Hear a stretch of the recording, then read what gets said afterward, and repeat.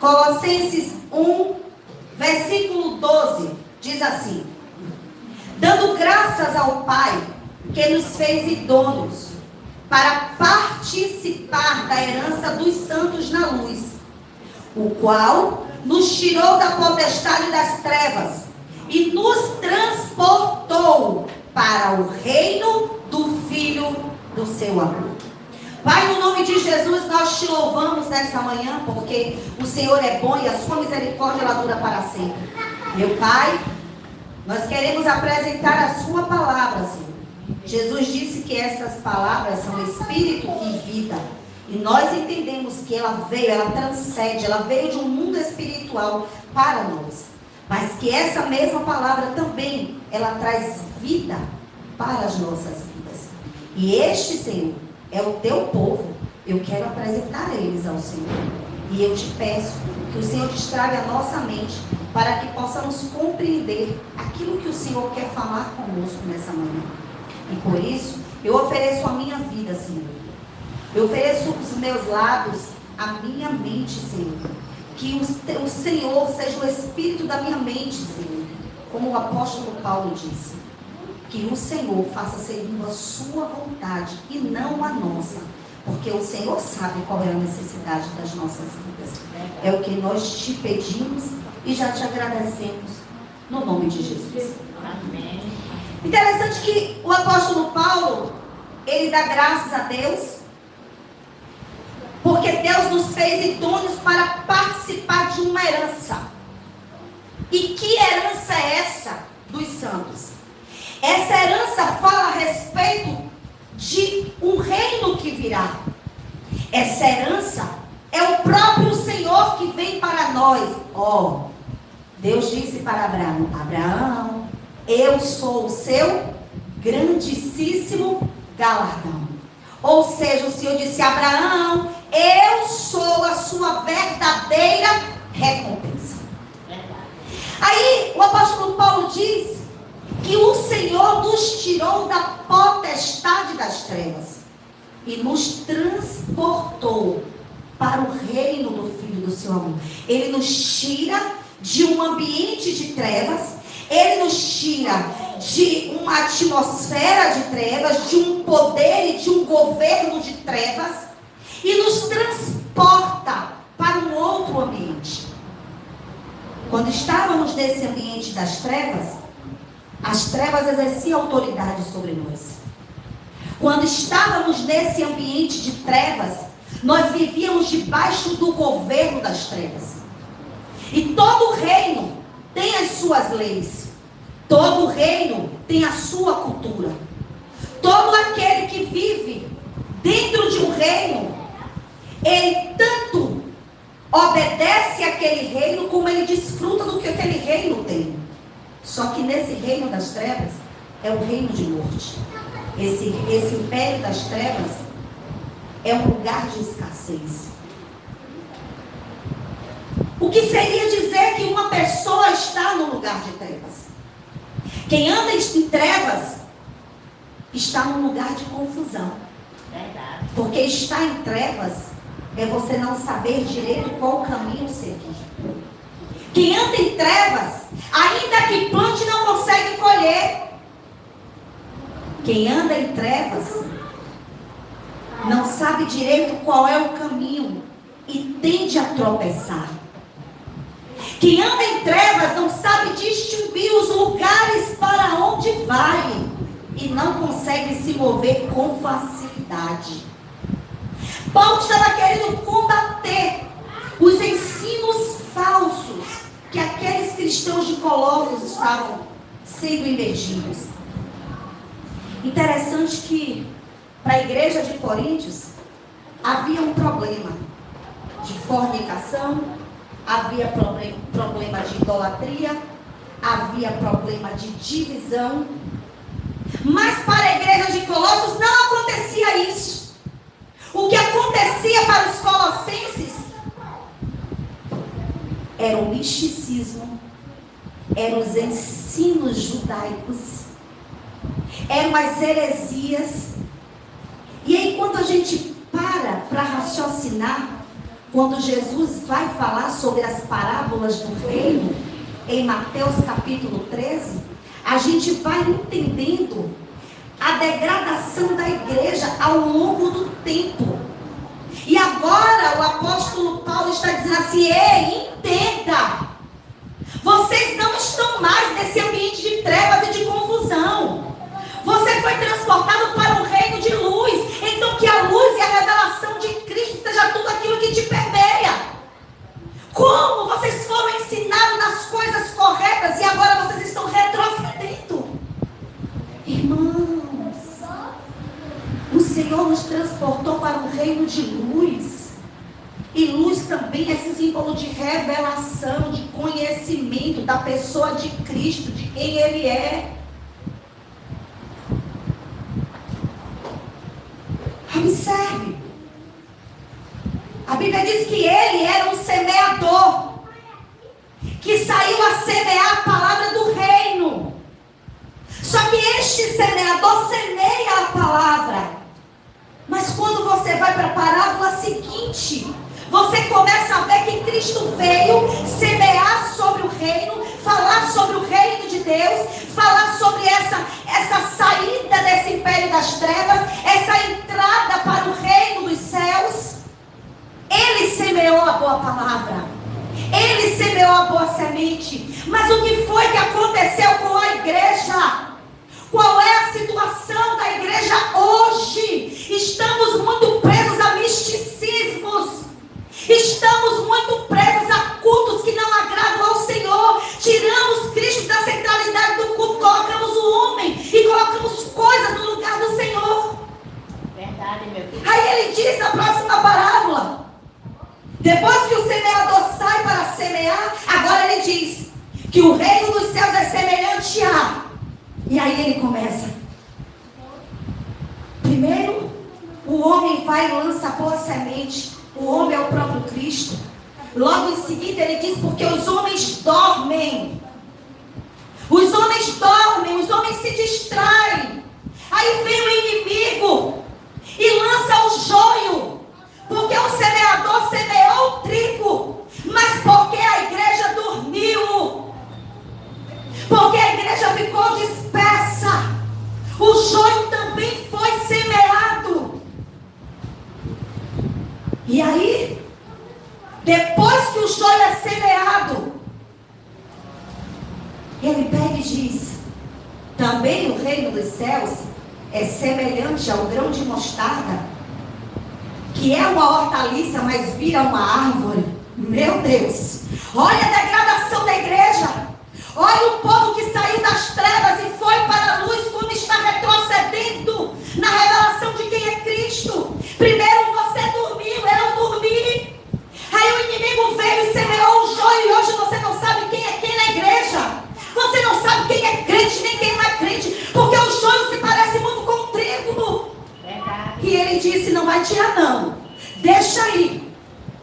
Naquele grande dia os anjos virão, e eles farão a ceifa, e eles separarão o joio do trigo. Mas agora, meu irmão, você precisa do discernimento do Espírito. Se você é aquele que caminha na luz, se você é aquele que foi transportado das trevas para a sua maravilhosa luz, então o Espírito de Deus, ele te guiará em todas as coisas para que você não se misture. Aleluia. Estamos vivendo tempos difíceis, meus irmãos.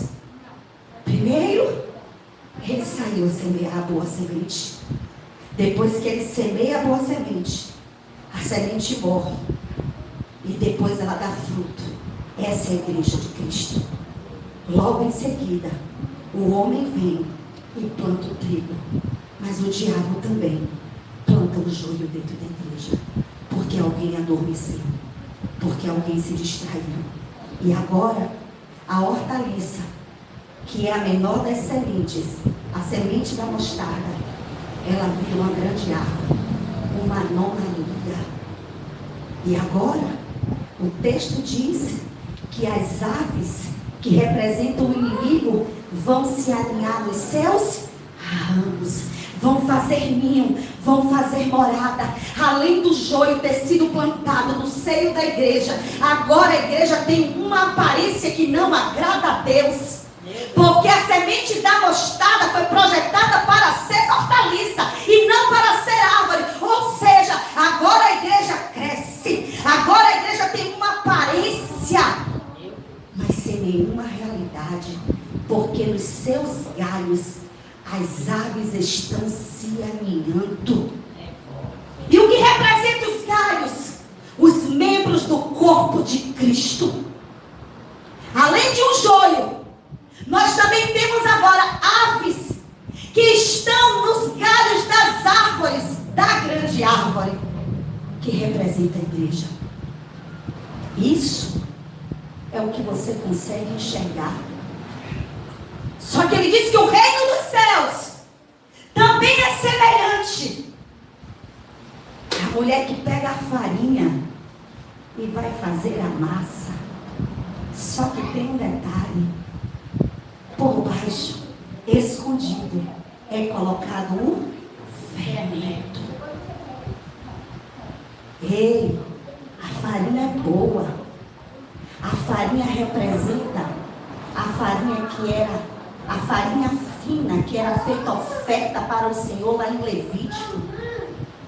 A farinha que foi processada, a farinha que foi triturada, os grãos que foram moídos para se tornarem farinha fina para a oferta a Deus. Essa é a igreja. Essa é a grande massa. Só que tem um detalhe. Tem coisas que você consegue enxergar, como a grande árvore que cresce e que os pássaros se aninham. Como o joio que você consegue enxergar, você pode ter discernimento. Mas e o fermento que está na massa? Sabe por que colocaram o fermento dentro da massa? E é esse tempo que Paulo está vivendo com a igreja de Colossenses.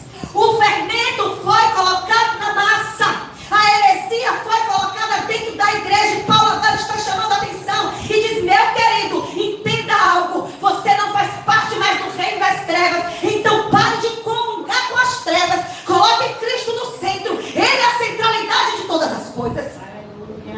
Você está debaixo de um outro governo. O culto judaico, o misticismo, irmãos, o que é que tem de diferente hoje? Você não sabe mais. Um dia é culto de Pentecostes. Todo mundo é pentecostal. Me desculpe, porque alguém tem que falar. No outro dia é o culto judaico. Coloca-se o talit, cheio de misticismo judaico. Ei, entenda. A oferta que era levada para o Senhor era feita de 2 tipos de massa. A massa era misturada somente com azeite, querido. É a farinha fina com azeite. Fala da humanidade com a divindade. É o mesclar do homem com Deus. Não precisa de mais nada. 2 farinhas, 2 tipos de massa. Uma representava o povo judeu e outra representava o povo gentil. E essas 2 massas, elas eram queimadas, ofertadas ao Senhor. Então entenda, meu querido, não precisa de culto judaico. Nós somos a outra massa, somos os gentios. Fomos aceitos por Ele. Ele nos amou. Mas o que há hoje é uma confusão que ninguém entende nada. Verdade, meu Deus. Um dia é o culto do reino. Todo mundo é do reino. Aí quando chega no outro dia da semana, é as festas judaicas. Ei, tudo era sombra e figura. Entendam, querido. Entenda. Quando a realidade chega, as figuras não precisam mais ser estabelecidas. Ele é a realidade. Primeiro veio a sombra das coisas futuras. Mas Cristo é a nossa realidade. E a realidade de tudo chegou. Ele é o Espírito que nos vivifica. Ele disse: recebei de mim o meu Espírito. Ele soprou nos discípulos o Espírito da vida. E ele disse: agora vocês vão aguardar até que do alto sejam revestidos de poder. E lá em Pentecostes, irmãos, eles foram cheios do poder. O Espírito de Deus o revestiu. Isso era o significado.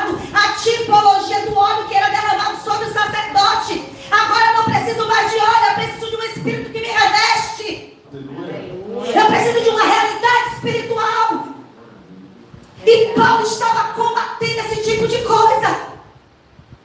Em que dimensão você anda, meu querido? Ele nos tirou do poder das trevas. As trevas operavam um poder sobre nós. Nos mantinha cativos, escravos. Tínhamos medo de tudo, irmãos. O medo nos tomava. E hoje você vê crente com medo de tudo. Crente que tem medo de jejuar, que vai morrer. Crente que tem medo de jejuar, que vai ficar doente. Crente que tem medo de orar pelo irmão, porque acha que o espírito que está no irmão vai passar para o corpo dele. Ah, eu vou perguntar a Deus, eu posso orar? É obrigação sua orar, meu irmão. O que é mais poderoso? É o Cristo que está em você, é o demônio que está na vida do outro. Meu Deus! Guerra vamos ter todos os dias. Você está no meio de uma batalha, meu querido. Deixe de ser soldado frouxo e se coloque na posição. Você foi chamado para quê? Para que foi que ele lhe tirou das trevas? Ele lhe transportou para o reino, meu querido. O inimigo não tem poder sobre a minha vida e sobre a sua vida. Nós estamos em outra jurisdição. Eu no passado estava sobre a jurisdição das trevas. Comia a migalha que o diabo tinha para me dar. Era escrava e cativa do mundo. Mas agora ele me transportou. E agora eu vivo as leis do reino. Eu desfruto desse reino, da segurança do reino, do desfrute do reino, da provisão do reino, do amor do reino e da vida do reino. Irmãos, acorda. Não sejamos enganados por fábulas, por contos, por mentiras. Observe. Não podemos esquecer que esse mesmo poder das trevas era quem dava autoridade a Paulo para matar os cristãos. Você sabia que a religião que oprime, que machuca, que destrói a casa de Deus, os membros do corpo de Cristo, que afasta o povo, elas estão impregnadas de trevas. Sabe por quê? Porque Paulo era conhecedor da lei, era experimentado na cultura grega, era um homem muito inteligente, conhecia muito de filosofia, conhecia muito da cultura judaica, mas estava a serviço das trevas. Por quê?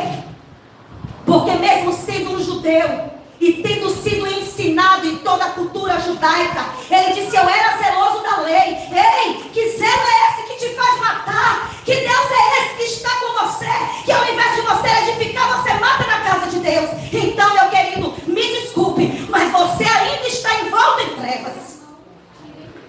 Meu Deus. Vai para Romanos 6, 20 a 23.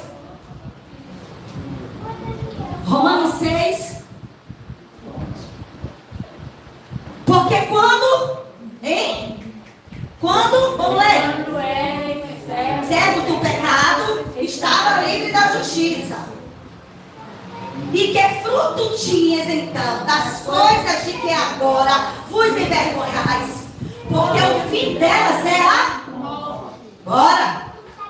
Mas agora, pecados e pecado, e feitos servos de Deus, tende o vosso fruto para a santificação e por fim a vida eterna. ei, 23.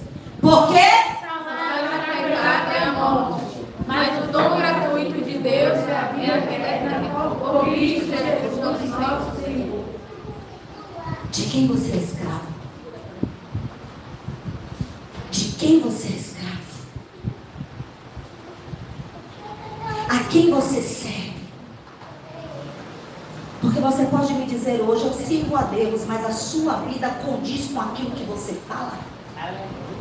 Paulo disse: eu sou zeloso da lei, mas o zelo dele fazia oprimir e matar. E quantos na casa de Deus dizem que tem Deus, mas não tem nenhuma realidade de vida? Nós precisamos repensar. Paulo havia experimentado o poder das trevas. Vá para Atos 26, 13 e 14. Atos 26, 13 e 14. Bora. Ao meio-dia, ó rei, vi no caminho uma luz do céu, que excedia o esplendor do sol.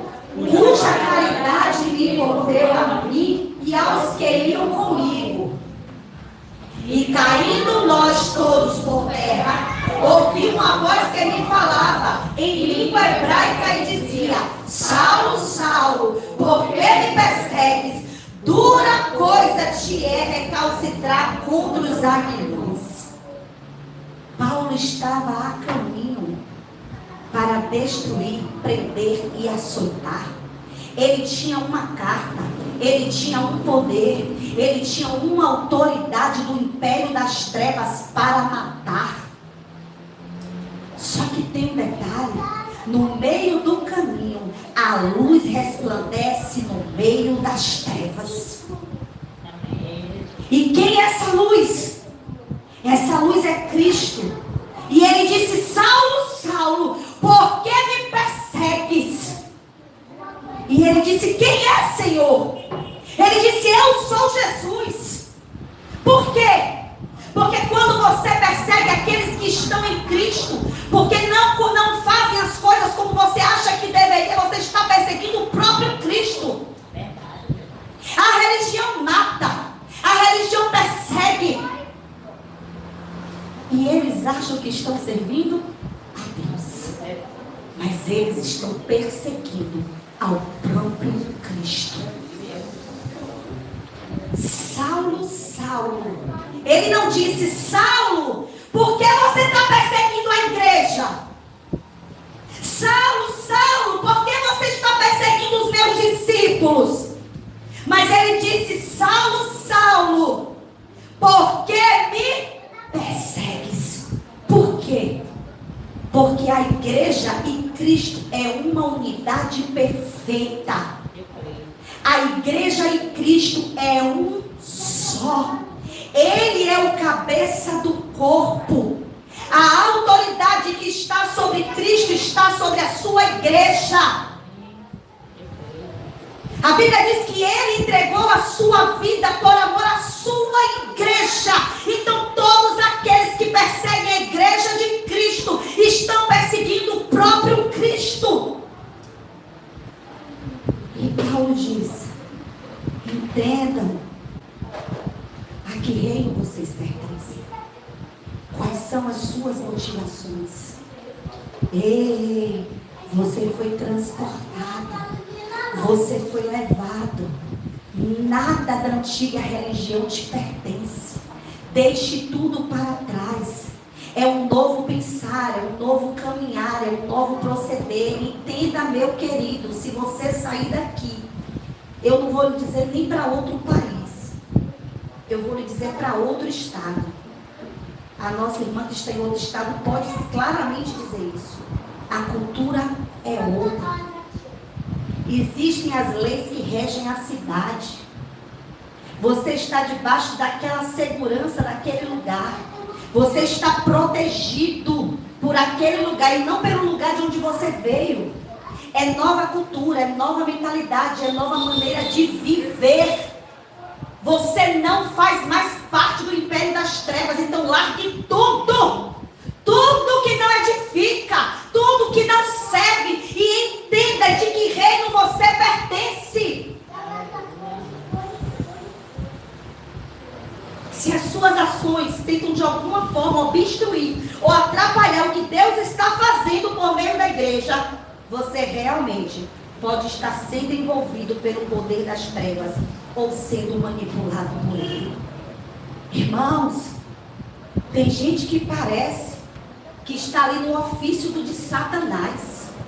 A igreja está edificando, mas a pessoa está tentando derrubar. A igreja está tentando caminhar, mas as pessoas estão tentando invalidar aquilo que o Senhor está fazendo. Olhe para o seu irmão e diga: meu irmão, nós precisamos de luz. Sem luz não temos vida. Sem vida não temos Jesus, que é a luz do mundo e o fluir da vida.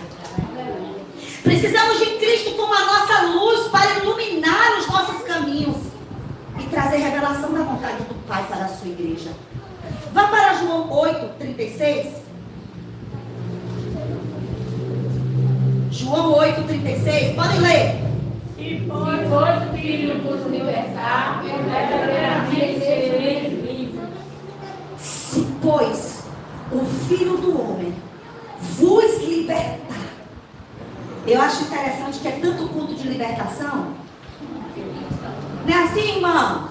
Ai, é forte. Alguém tem que falar. É campanha e é culto de libertação toda semana e o povo não se liberta? Verdade, misericórdia. Bom, vamos lá. Vamos ser inteligentes? Essa igreja é inteligente. Vamos lá. Nosso culto é racional. Presta atenção. Se toda semana tem culto de libertação, então já era para estar vazio o culto de libertação. Se foi para o culto de libertação e o libertador está lá, chegou, libertou, vai embora. Chegou, mas eram os irmãos toda semana, o mesmo irmão no culto de libertação. Então que libertação é essa, meu irmão? O libertador é Cristo, aquele que nos tirou da potestade das trevas e nos transportou para o reino de luz, para o reino do Filho do seu amor. Acorda, igreja! Aleluia, Deus. É forte. É o que eu costumo dizer. Todo ano é a campanha para derrubar o gigante. Esse gigante não cai nunca. Porque se fizer uma filmagem, uma foto, tá os mesmos irmãos todo ano na campanha desse gigante. Eu não sei que negócio é esse, que esse gigante nunca cai. Alguém tem que falar para ver se o povo desperta. Aleluia. Que Cristo é esse que vocês servem? Acorda, igreja, vamos sair do misticismo e vamos viver a realidade do reino. Vamos conhecer e prosseguir em conhecer ao Senhor. Meu Deus, Ele é o libertador. Se, pois, se. Então, se você vai toda semana para o culto de libertação, meu querido, então Ele não te libertou. Faz o seguinte, vem dia de quinta que a gente faz a libertação com a palavra. Porque a palavra tem poder para libertar. Porque a palavra é o próprio Cristo. Ele é o libertador. O homem não liberta ninguém. Quem liberta é a palavra. Meu Deus. Se, pois o Filho vos libertar. Então tem uma condicional. Verdadeiramente sereis livres. Ordenanças, filosofias, observância religiosa. É fácil você repelir a fornicação e a prostituição. O problema é a cultura do mundo dentro da igreja. Verdade. O problema é o fermento escondido dentro da massa. Sabe qual é o problema? É porque pão sem fermento é duro e você não quer mastigar. Sabe qual é a palavra que salva e que liberta? É a palavra que me rasga, é a palavra que me confronta, é a palavra que me transforma. Não é a palavra que massageia o meu ego. Ó, pão sem fermento, difícil de mastigar. Pão sem fermento. Quando você olha, qual é a beleza que tem? Nenhuma.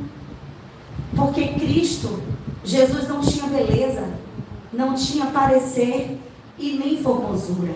Olhávamos para Ele e não tinha nada nele que nos atraísse. Aí agora, deram para fazer pão com fermento, para colocar para enfeitar a mesa. Sabe por quê? Para você achar a mesa bonita. E é isso aqui é sombra e figura. Porque o fermento espiritual já foi introduzido na massa há muito tempo. Fuja dessas coisas, porque são como um fermento e trazem trevas para a igreja. Olhe para o seu irmão e diga: ei, meu irmão, Deus te transportou das trevas para a luz. Então ande na luz, ande debaixo da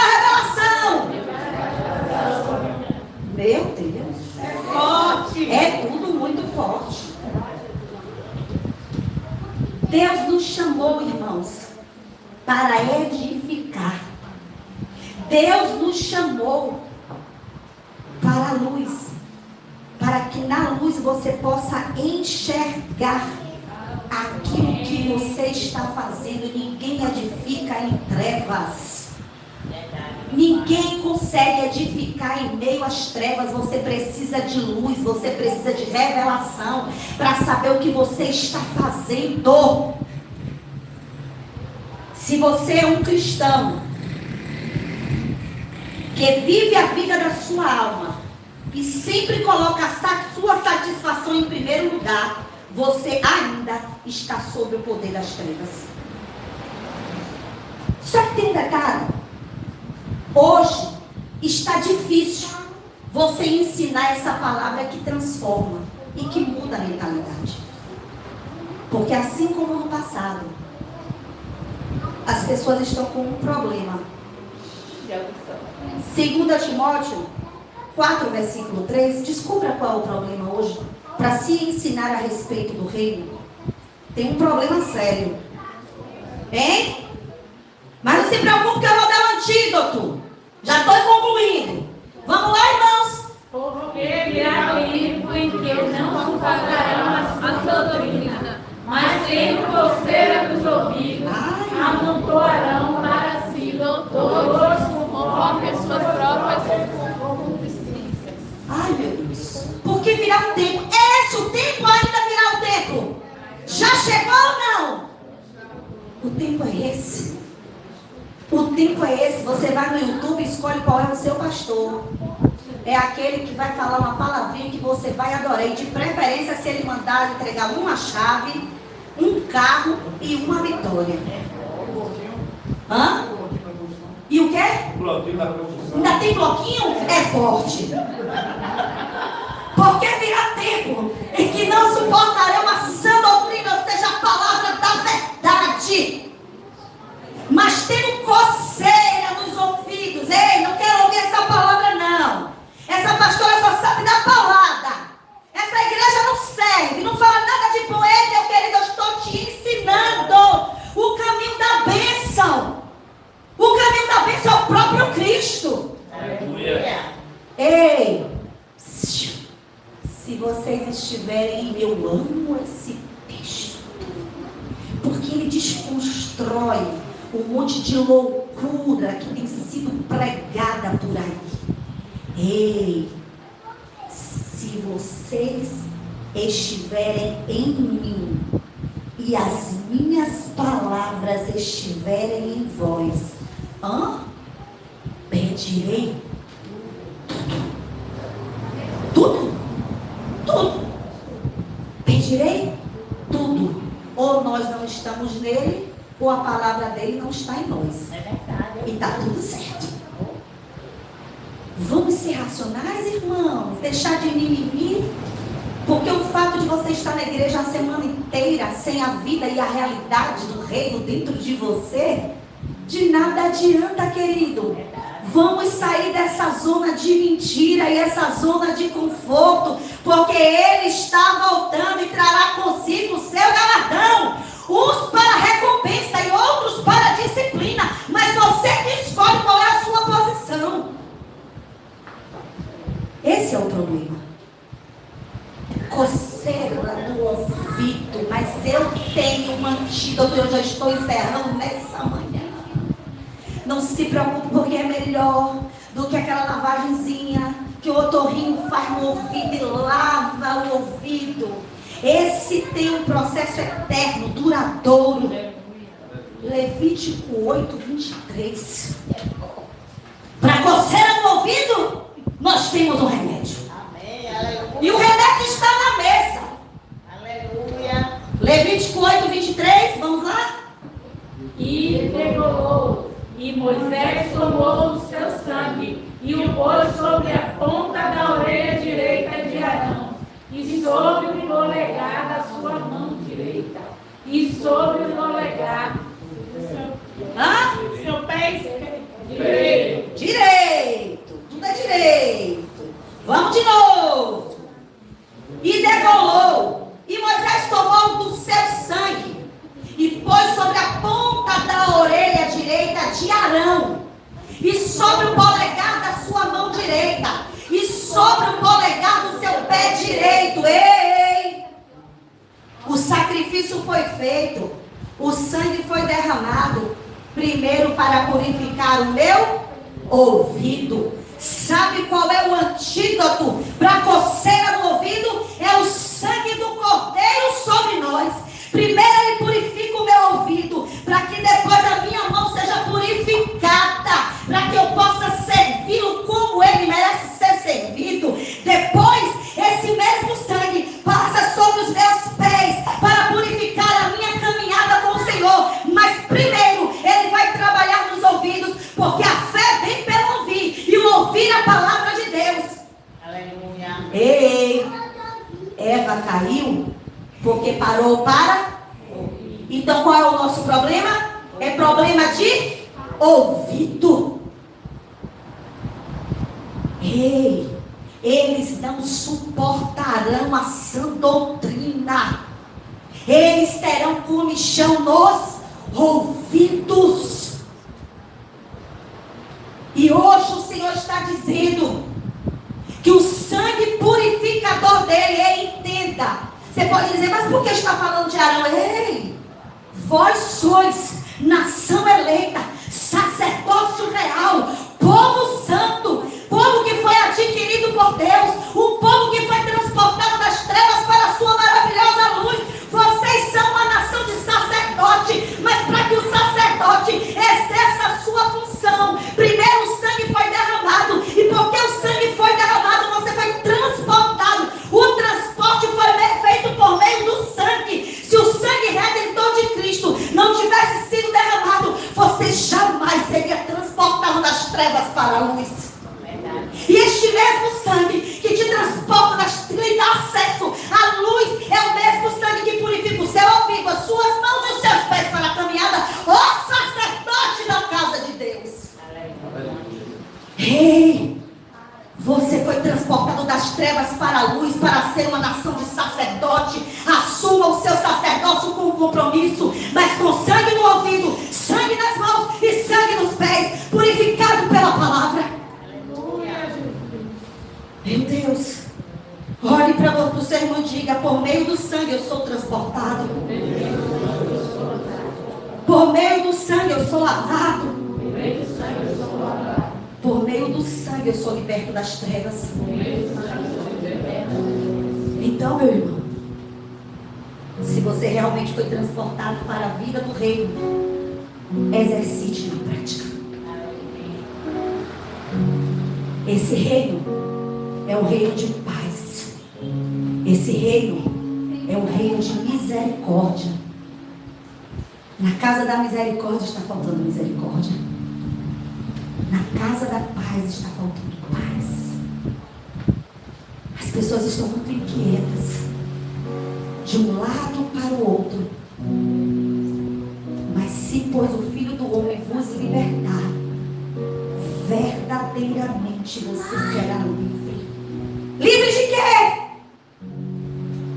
Aí uns dizem do cigarro, do jogo, do álcool, da prostituição. Mas eu quero acrescentar: livre da religião que te aprisiona. Livre do misticismo religioso. Você é livre para viver a vontade de Deus. Você não é mais cativo das trevas. As trevas não têm poder sobre a sua vida. Pare de ter medo. Você agora está no reino de Deus. Foi transportado para Ele. E você precisa aprender a viver a realidade do reino. Paulo orientou a Timóteo para que Timóteo se mantivesse firme naquilo que ele havia aprendido. E nessa manhã eu clamo ao Senhor por esta igreja, para que a gente não se desvie do princípio da palavra, para que a gente não caia no engano da religião, porque Cristo nos é suficiente. Verdade. Fique de pé nessa manhã. Jesus derramou o seu sangue, e o sangue dele é redentor. E o sangue dele é purificador. É ele que purifica os nossos ouvidos para que possamos ouvir a sua voz dizendo: este é o caminho. É ele, aquele que com o seu sangue purifica as nossas mãos para que possamos servir no edifício da casa de Deus. É ele que com o seu sangue purificou os nossos pés para a nossa caminhada. Se pois o Filho do Homem vos libertar, se realmente foi ele, você está livre. Saia do jugo dos homens que com falas mentirosas tentam nos aprisionar. A única verdade que temos, a única realidade é Cristo. Ele disse: eu sou o caminho que conduz ao Pai, o caminho de volta à árvore da vida.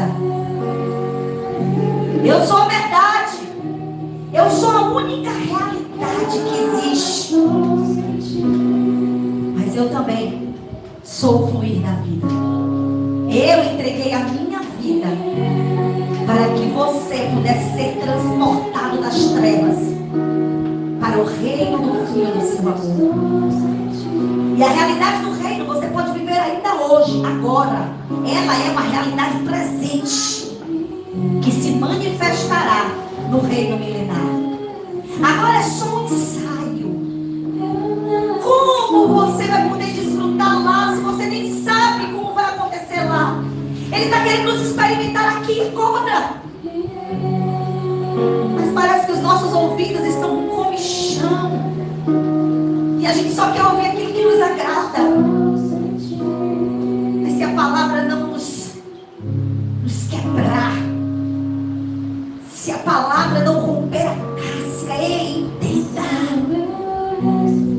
Já viram uma sementezinha? A vida não está fora, a vida está dentro. Somente quando a semente cai na terra e que aquela cascadura se rompe, é que a vida dentro da semente é revelada. E em figura, essa casca grossa é a nossa alma. É a vida da alma. É a vida do ego. E ela se cura e ela retém. Porque Deus não arromba. Ele pede acesso.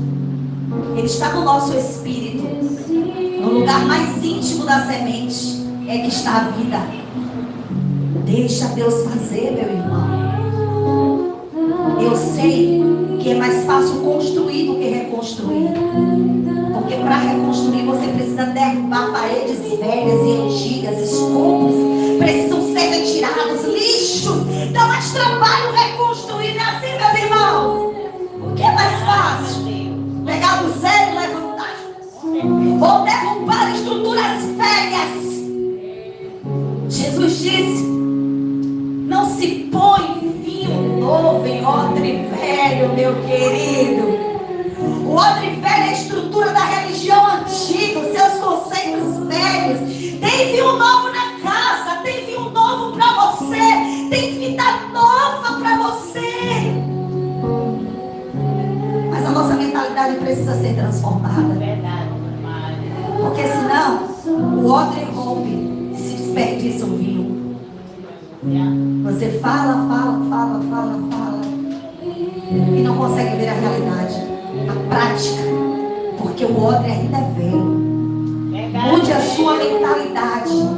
Arrependei-vos, porque é chegado a vós o reino dos céus.